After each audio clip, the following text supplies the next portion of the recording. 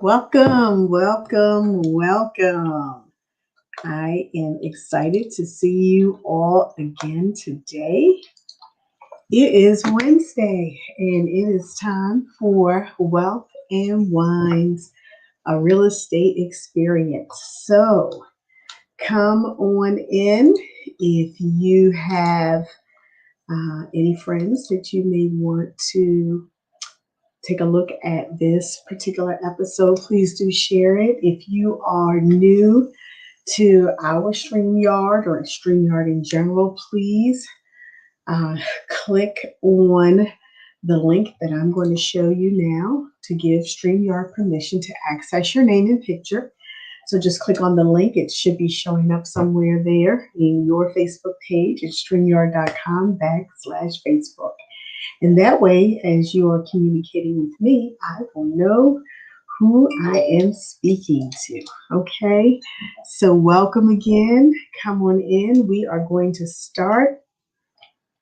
I was going to try to do this on Instagram at the same time, but I couldn't figure it out. So I'm going to work on that. Welcome. Welcome to Wealth and Wines, a real estate experience. So, yes, please give StreamYard permission to access your information. All right. So, hey, Josephine, thanks so much for joining us. I appreciate you being a part of the Porter Premier Homes Tribe. And so today we are going to be talking about a topic that is super duper near and dear to sellers. But before we go there, let us talk a little bit about the featured wine for today. So this is what the beautiful bottle looks like. That label, actually it's matte and it feels a little 3D. And yes, I do have a glass of it with me today. So as we about sit down to talk a little bit about real estate, I want you to sip on your wine. So this is, you can find this bottle of wine on wealthandwines.com, and it's a 2018 Petite Syrah. So if you've been following me, you know I am a red girl. I love Syrahs. I love Malbecs, Merlots. So this one is one of my faves. This is a blend. It's dark and intense purple berry. You can taste some raspberry, some aromas of blackberry, very dark fruits, and it goes very well with medium cheeses. So if you would just like a piece of cheese while you sip your wine, feel free to have some medium cheeses. And in terms of meals, it goes well with grilled lamb chops. I love lamb chops. Some kind of beef stew with garden vegetables. And if you like Hungarian goulash, that's also another dish that pairs very well. This bottle of wine, because I am a member of the Wine Society, it's $22.40 for me. The retail price is $28. So if you are interested in seeing what this one might taste like, go to our website, www.wealthandwines.com, if you'd like me to be your guide through the website and help you select some of the favorite wines that you might be interested in. Just send me a message and I'd love to do that. It's the holiday season. It's a great time to send wine as gifts. We know that this year our holidays are a little different than they have been in the past. So why not just have your fave people open their doors to an amazing box of gift wine? So we can help you with that too. So just let me know if you would be interested in ordering some wine for gifts or just for your supply as the holidays are coming up. So this is a 2018. It's called The Deputy by our winery called Buena Vista. So yes, you love red wines too, Joe. So this is one that may work very, very well for you. So if you guys could please give StreamYard permission to access your Facebook page, I'll be able to know that you're commenting too. The next thing I want to share with you as we walk through today's presentation is the market report. Everybody wants to know, hey, How is the market? What's happening? Gersha, what's going on with the real estate market? We are in a pandemic. However, when you look at these numbers, you will see that in the Baltimore metropolitan area, we continue to have a robust real estate market. So in Baltimore County, we've had about 1,200 properties on the market. The average lease price was $453,000, about 1,065 homes sold. So you can see based on what was on the market, most of them sold. And the average sold price was $328,033. In the city of Baltimore, we had about 2,075 homes on the market. The average list price was $261,337. We had about 766 homes that sold, and the average sale price in Baltimore City was around $213,755. So what you noticed is most of the homes in the county were sold. In the city, about half of them sold. And so real estate is very specific, and we're going to talk a little bit about that today with our topic that we're going to be reviewing for sellers. And although it's very seller specific when it comes to the value of their property, buyers use the same tools to figure out, hey, what should I offer? Is this property on the market for fair market?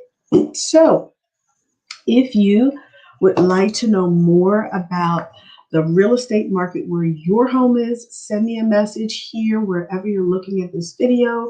You can always hit up my website, porterpremierhomes.com, and contact us there. Request an estimate of your home, or you can reach out directly via email, Gersha@porterpremierhomes.com, or you can give me a call at 443-744-0206, and we can get real specific about your community so that you can see what the homes have been selling for and get a sense of the market in your neighborhood, because real estate is very neighborhood specific. So I hope you have your glass of wine as we begin to talk. So today, our topic is your home worth more than your Zestimate?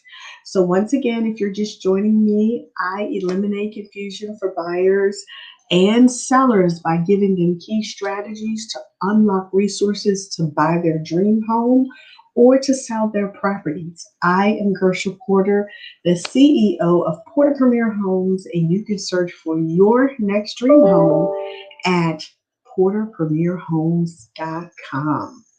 So today, I have worked with a number of sellers in 2020. They will approach me and say, hey, I want to sell my home and I know it's valued at X. And I said, oh, wow, that's cool. Where'd you get that information from? Did you have it appraised? And they always say, no, I haven't had an appraisal. I got a Zestimate. And I then say, oh, wow, okay. What did the value come up at on the Zestimate that you received? They'll tell me the number, and then I will then start my very informed conversation about how values of homes, what I mean value is market value.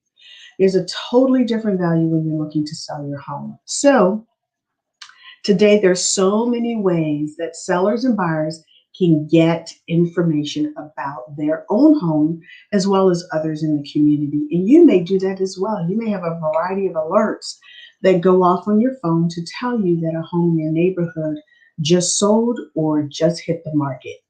So you may fill out a certain kind of price calculator, pre-qualifying certification, mortgage estimates, value tracking, all of this stuff. And where is it? It's all online. It's a lot of information. It looks great when you're looking at it, and it feels empowering to have all those numbers sitting in front of you. But the question is, are they actually correct? And should you trust them? I'll take a sip while you ponder that. Are they correct, and should you trust those online estimates of the value of homes, whether you're looking to sell or whether you're looking to buy? So The truth is, many of these big box websites, those calculators have been known to be way off. And I mean way off. Sometimes as much as $100,000 or more. And I'm going to tell you why. The first reason that that information is oftentimes not correct is because they are using country data, data from around the country, not just your neighborhood. So you want to make sure that when you're getting an estimate of the value of your home or what a home may sell for, that you are looking specifically at neighborhood data.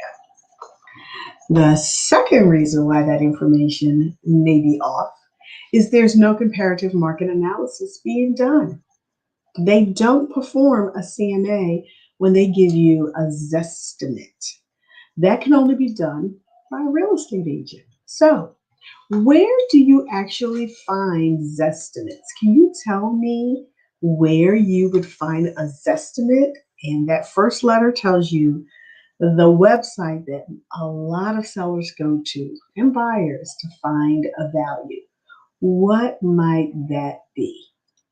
The number one site begins with a Z that many, many buyers and sellers will go to find the value of a home. I'll come back to it, so think about that and let me know what you think the answer is. So what does it mean by comparative market analysis? A comparative market analysis is when a realtor actually pulls information about homes that have sold in the last, how long? How long do you think we look at data to be able to tell you that your home may sell for a certain amount or that a buyer should offer a certain amount? What period of time do you think we look at data? 1 month, 2 months, 3 months? How long do you think we're evaluating the data to come up with the best estimate? When we do a comparative market analysis, we are often looking at, excellent Joe, 90 days. So we look at the last 3 to 6 months of data and we find out what has been active on the market, what is currently under contract, and what has sold. So yes, Zillow is, yep, Zillow, it's Zillow, it's Zillow. Zillow is the website that so many buyers and sellers will use to get an estimate of their property. And when you look at Zillow, they are not using a comparative market analysis. They're not comparing. The other thing is, excuse me, the websites that you get that information, number 3, they are not looking at renovations. They're not calculating that. So when they see your property or they pull up the information on your property, they're going to know the age of the home, generally the location. They have no idea what it looks like on the inside. They don't know that you've renovated your kitchen. They don't know that you've taken out the carpet and you now have hardwood floors that have been refinished. They don't know that you have extensive landscaping, that you've put up a new fence. They don't know that you've renovated your bathroom. So those estimates are not taken into consideration renovations. And the fourth reason that the estimates may not be accurate is that the prices are based on recent listings, not the sales. Okay, so they weigh their results heavily on the prices that homes have recently been listed at, not the price in which these homes have sold. And that absolutely skews the data. So if you keep your eye on homes in your neighborhood, you may say, wow, that house just went on the market. It's listed for $300,000. You get real excited because you thought, hey, my house might be worth around $250,000. But what you have to really understand is, what did it sell for? And that is why, as a realtor, we are going to be looking at the sales. What did it settle for? So a home is either active, it's under contract, or it's settled. That is the information we want to look at, because that means that that property was appraised, more than likely, because 90% of properties are financed and those that aren't, oftentimes those buyers will still get an appraisal. They want to make sure that they're not paying more than the house is worth, even if they're paying cash. Okay. So the prices are based on recent listings and not recent sales. So you want to make sure that when it's your time to take a look at that information, that you are absolutely getting the best information. So why a good agent is helpful and why it should be me? Hey, I think we just talked about it. I'm going to do the research. I'm going to do the homework. I'm going to look at pictures, meaning the inside of those properties that have sold. You know, you can drive down your street and all of your homes may look pretty similar on the outside, but on the inside they don't. And so that's why I'm going to take a look at as many pictures as we can. The last time a house was listed, we want to look up whether it was a cash deal, was it fair market, or was it distressed? Was it a foreclosure or a short sale?